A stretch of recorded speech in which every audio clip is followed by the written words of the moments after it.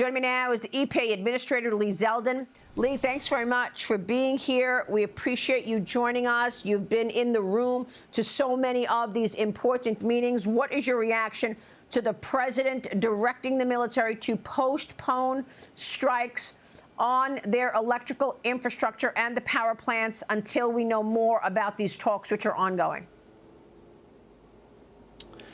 Well, good morning, Maria. It's great to be with you. My first thought, how great that we have a president who will pick up the phone in the middle of your program this morning, speak to you directly, and just answer your questions as far as the latest with what he's thinking and what he's planning. So I love this, the working as part of this administration with such a transparent and accessible president. The president is going to continue to make decisions that he believes to be in America's best interests, and those are decisions to be made all day long throughout the day, and they've been going on here for weeks. And for the president, he wants to make sure that oil is able to get transferred through the Strait of Hormuz as safely as possible. He has made the decision to release over 170 million barrels of oil. We saw that decision along with many other partnered countries also doing their part, over 400 million barrels in total. That ends up helping to keep the market low. This time last week, I was in Tokyo. I was meeting with 17 other nations in the Indo-Pacific. They had their energy ministers and other leaders of their government. And what I was witnessing is that a lot of these countries right now are talking about diversifying their supply chain so that they don't have to rely so much on oil from the Middle East, where they don't have freedom of navigation. They haven't had it for a long time without a terrorist threat. It takes a lot longer to get to them. And for some of these countries like Japan, it only takes 8 days to get it from Alaska. And for the last 60 years, they've been getting it with total freedom of navigation without a threat. So if anyone wants to think long game here, along with the president, you have a lot of countries that are looking more to the United States for energy supplies than we've ever seen in the past. Again, the president making decisions, not just what's in the best interest of our country that day, but long term. And Lee, you have been critical in terms of the other part of the president's agenda, which is deregulation and rolling back some of those onerous rules that the Biden administration had put in place for the last 4 years. Where are you on that in terms of the largest deregulatory process this country has ever seen? As we watch what is taking place in Iran, you have had your hands on the wheel in terms of that deregulation here in the U.S. President Trump came in day one, declared a national energy emergency, created a National Energy Dominance Council. That's the entity that led last week's forum in Tokyo. At EPA, we immediately started a process of striking that balance that the American public demanded to both protect the environment and grow the economy, choosing both. So we have now been finalizing actions that amount to the largest amount of deregulation, more deregulation than you've ever seen across entire presidencies in the past, across all agencies. And that is a stat here that only applies just to the Environmental Protection Agency under President Trump.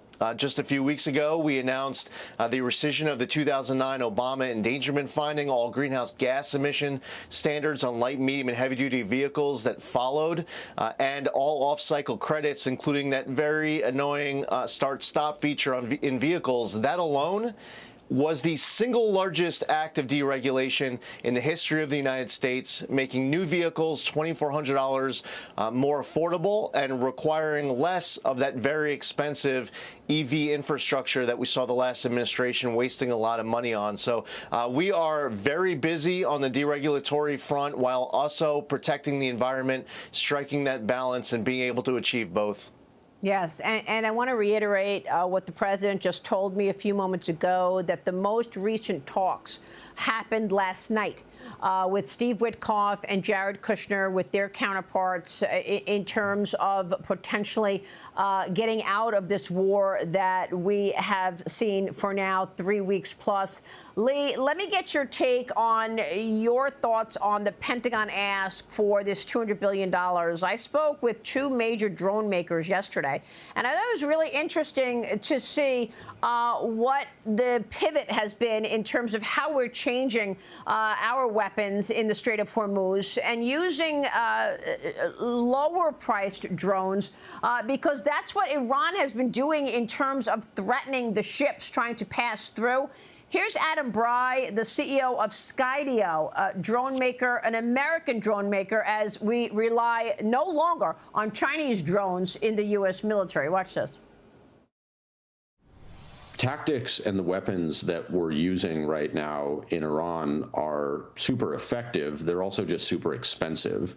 And that's the problem. The problem is the asymmetry in cost and resources, because the Iranians are launching drones that cost thousands or tens of thousands of dollars, and we're launching missiles that cost millions of dollars. That our adversaries are going to be using Chinese drones. You know, historically, China has dominated the kind of small, light, cheap drone market. We've been competing against Chinese companies head-to-head in civilian markets now for a decade.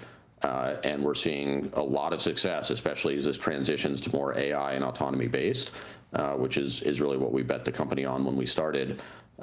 So I think it's a really important moment for drones and U.S. drone dominance.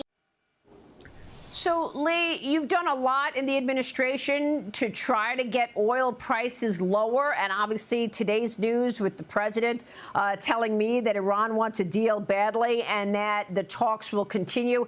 Are there any areas that you believe so far have been untouched that you perhaps have more room to further pressure prices lower, Lee? Well, right now, EPA is in the process of finalizing a decision on Quad OBC. That was new oil and gas regulation. We originally proposed that and went through public comment, so we're now finalizing that. In Houston this week, it's Sarah Week. A lot of the energy companies and foreign governments will be there as well. So we should always look for ways to be able to do more and never say that our work is done. Okay. Lee Zeldin, great to have you this morning. Thanks very much. In the middle of all of this breaking news, we appreciate your time and flexibility, sir. Thank you. Lee Zeldin, stay with us. We'll be right back.